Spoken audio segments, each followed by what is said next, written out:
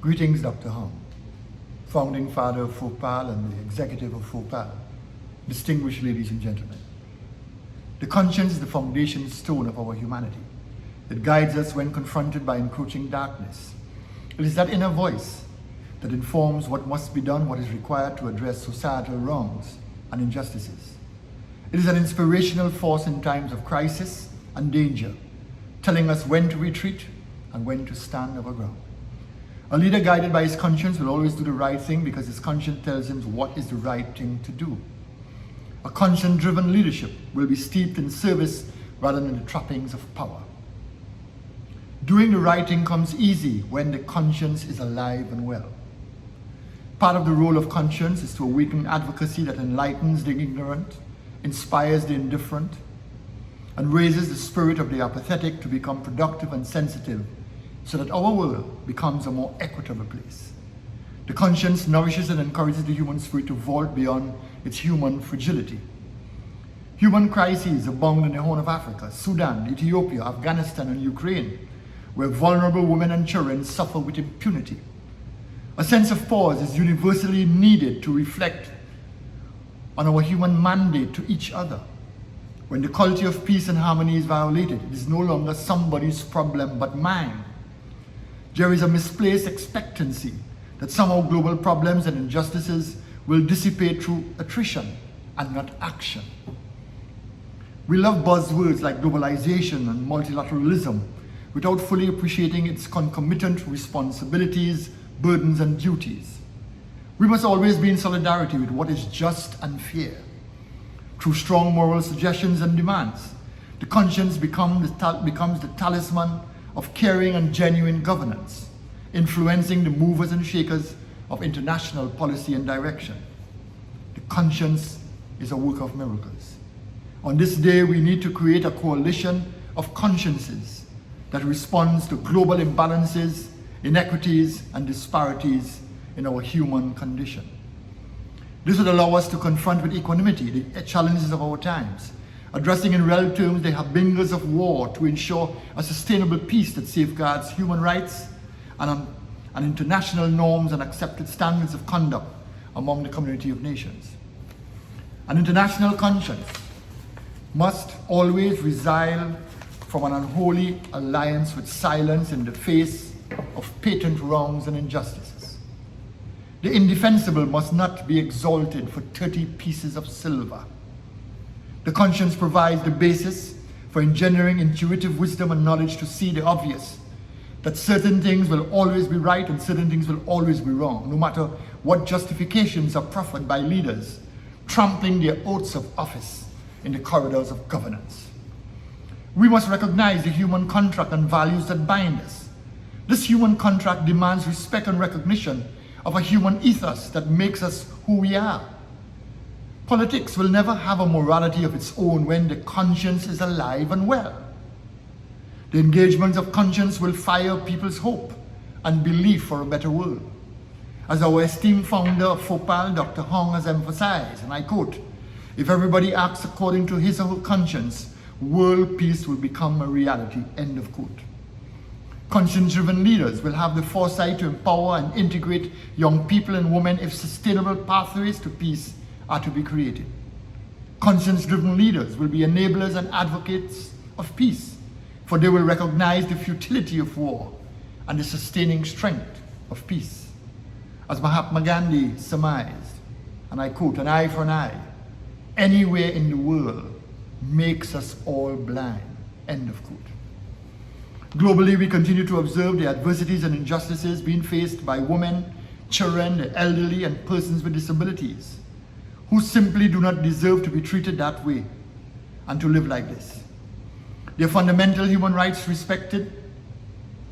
needs to be respected, and in this regard, I have a fervent admonition to the Russian Politburo.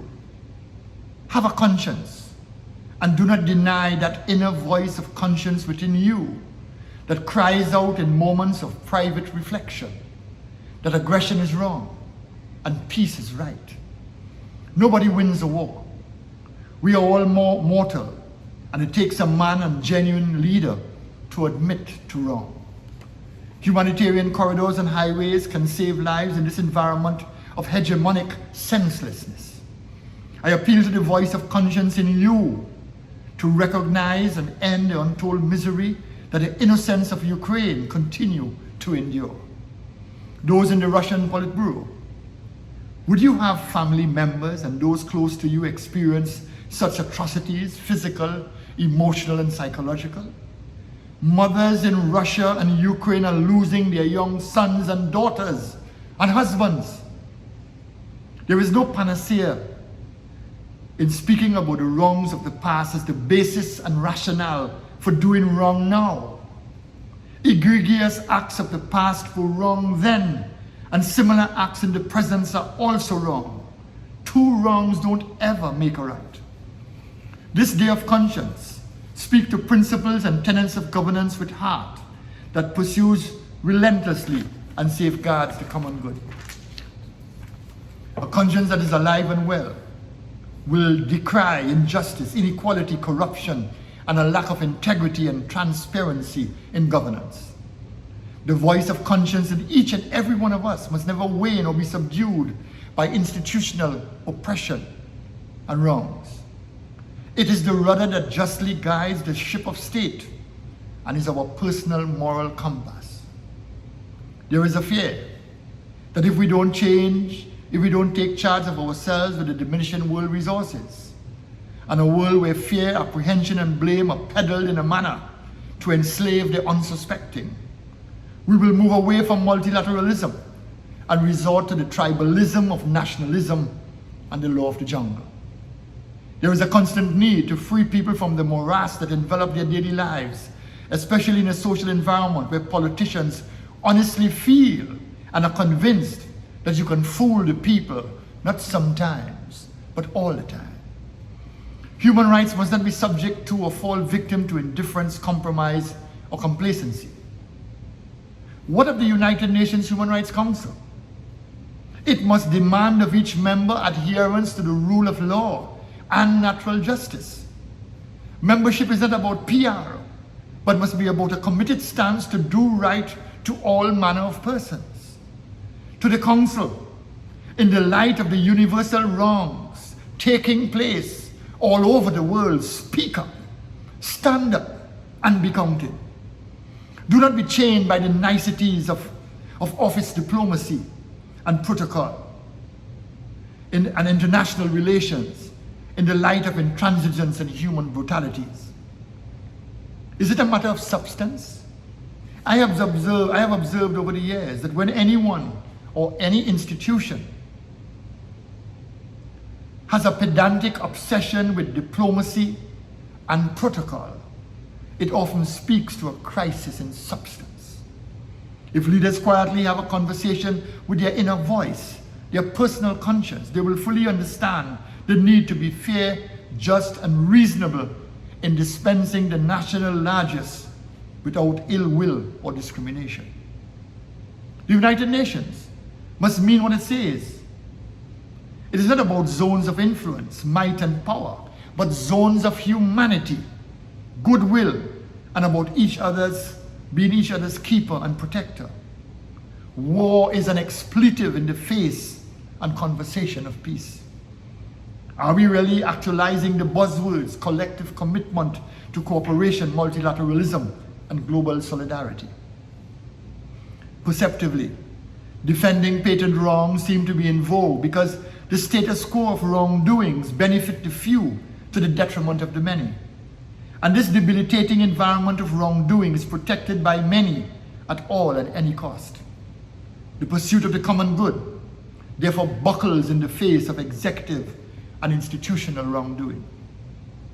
We live in a world where governance structures and constitutions, founded on exemplary moral principles and great philosophies, are plagued by corruption and a lack of transparency, accountability, and integrity.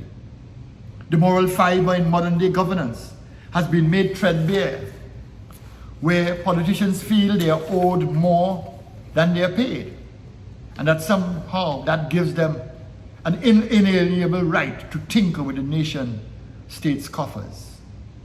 The world is in dire need of a value-based society grounded in morality and ethics. Conscience is not the enemy.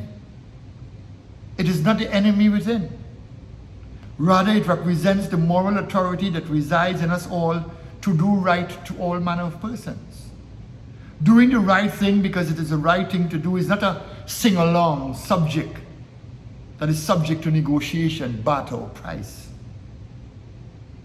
Doing the right thing must be practiced and encouraged always, whether behind closed doors, in cloistered rooms, even in the midst of private and confidential discussions and negotiations. This moral mandate must neither be selective, occasional, or transient. Verbalizing the right sentiments don't necessarily mean they will bear fruit. There must be an enabling environment that facilitates and nurtures goodness, emotional intelligence, fairness, and equality of treatment in all governance models. The voice of conscience is at the root of this realization. I thank you.